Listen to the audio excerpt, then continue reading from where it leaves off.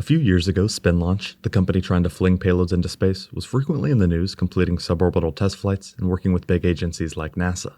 At the time, they were also adamant that they were close to announcing a location for their future Orbital Accelerator, the system that was supposed to actually facilitate access to space. By now, in late 2024, we've heard practically nothing, to the point where it's not looking good for the company. Here I'll go more in depth into what we know, some of the problems they ran into, what to expect in the future, and more.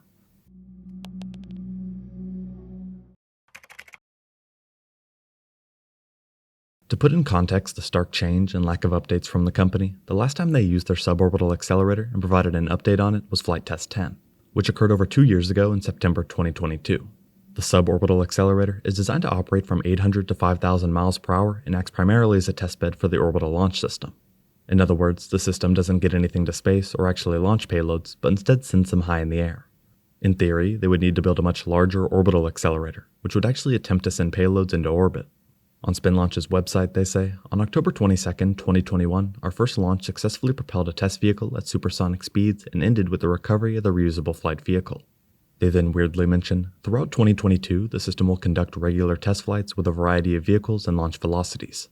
The suborbital system offers testing capabilities to customers and provides long-term value as a satellite qualification facility, they said, as if it's not years later.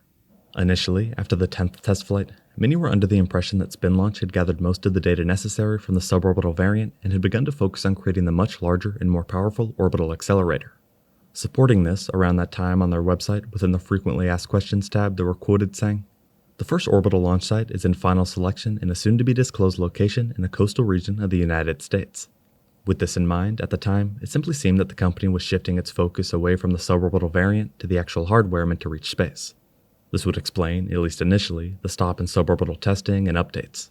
However, weeks turned into months, and months turned into years without any updates on actual progress on either system. In terms of updates from the company, one of the few social media posts they made this year was in May when they announced a change in leadership and a new CEO. They tweeted saying, "Today SpinLaunch enters a new chapter.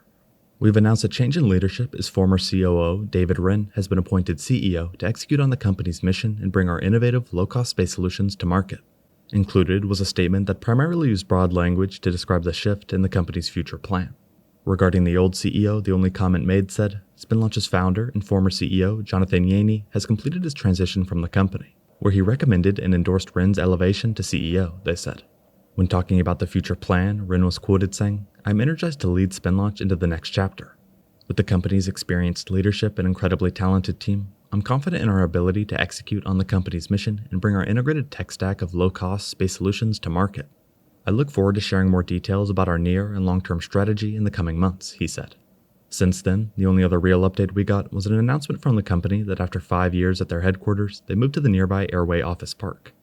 At the time, they said, "While the team remains based in Long Beach developing advanced space systems, our launch-related technology and hardware is relocating to our world-class facilities at Spaceport America.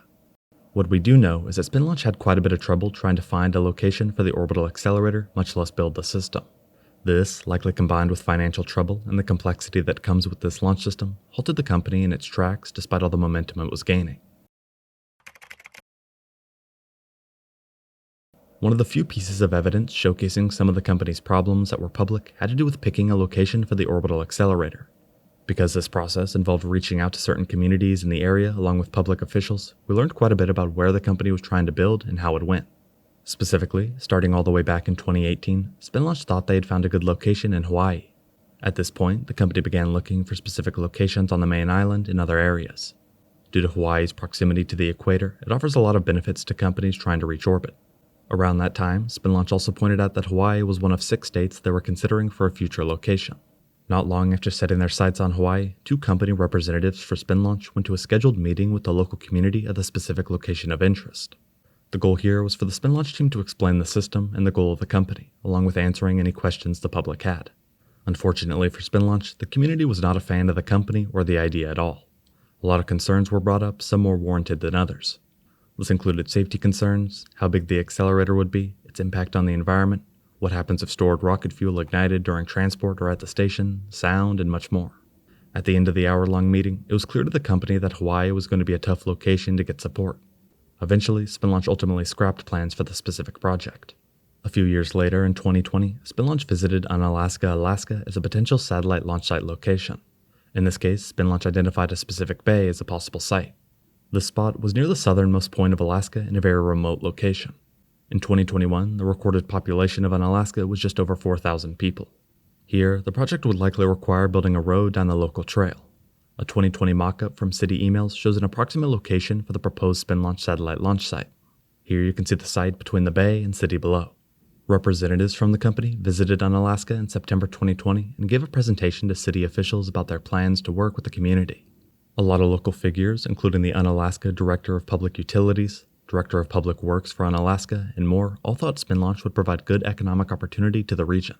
However, it wasn't all great in terms of opinions. The port's director commented, "It sounds like Unalaska may provide SpinLaunch the ideal location, but SpinLaunch has little or nothing long-term to offer in return." She also mentioned that she asked questions about the long-term opportunities for Unalaska, such as job opportunities, housing development, and an influx of students into the school. She says SpinLaunch was unable to provide satisfying responses, and she left the September 2020 meeting with more questions than answers. From here, it sounds like the communication between the company and the city began to erode in 2021. This leads us to the last bit of evidence that came out around the middle of 2023. At the time, reports came out that SpinLaunch was conducting a feasibility study in Western Australia. They were trying to determine if 2 areas of land could be used as a launch site for its orbital accelerator. SpinLaunch pointed out that they had identified a number of possible launch sites globally based on operational effectiveness, safety and compliance, and environmental impact. That being said, it seems like this location, like all the others, did not work out, as we haven't heard anything since. It's also worth noting that even if they were approved for a location, the current design for an orbital accelerator is extremely ambitious. It starts with the massive vacuum chamber. The vacuum chamber is a steel cylinder measuring around 300 feet or 91 meters in diameter. Within this low-pressure environment, it's meant to allow the tether to spin at nearly 5,000 miles per hour with minimal aerodynamic heating and drag. Next, you have the hypersonic tether in the very center. Made of high-strength carbon fiber, the tether is spun up to launch speeds by a central electric drive. This electric drive consists of dual AC electric motors that feed to a hydrodynamic radial bearing assembly. The launch vehicle, which is intended to carry the payload through the atmosphere and into orbit, is attached to the very end of the tether. After the payload is spun up to immense speeds, it's time to release it. On the orbital accelerator, once launch speed is reached, an automatic sequence releases the launch vehicle through the exit tunnel with high precision. This leads to the final main component of the system, the exit tunnel. In this case, ultra-high-speed airlock doors that operate faster than the blink of an eye prevent the vacuum chamber from repressurization after the launch vehicle is released. This process is intended to help SpinLaunch continue to launch very frequently with limited work in between. Ideally, they could keep this chamber pressurized all day and launch every couple of hours. With the payload released, it shoots into the air at thousands of miles per hour. Not long after, its protective shell is separated and a small rocket ignites to put the payloads into orbit. It's now been a while since we heard anything from SpinLaunch regarding the orbital or even suborbital accelerator. After a lot of complications with finding a location among leadership changes and a lack of updates, it's not looking very good for the company.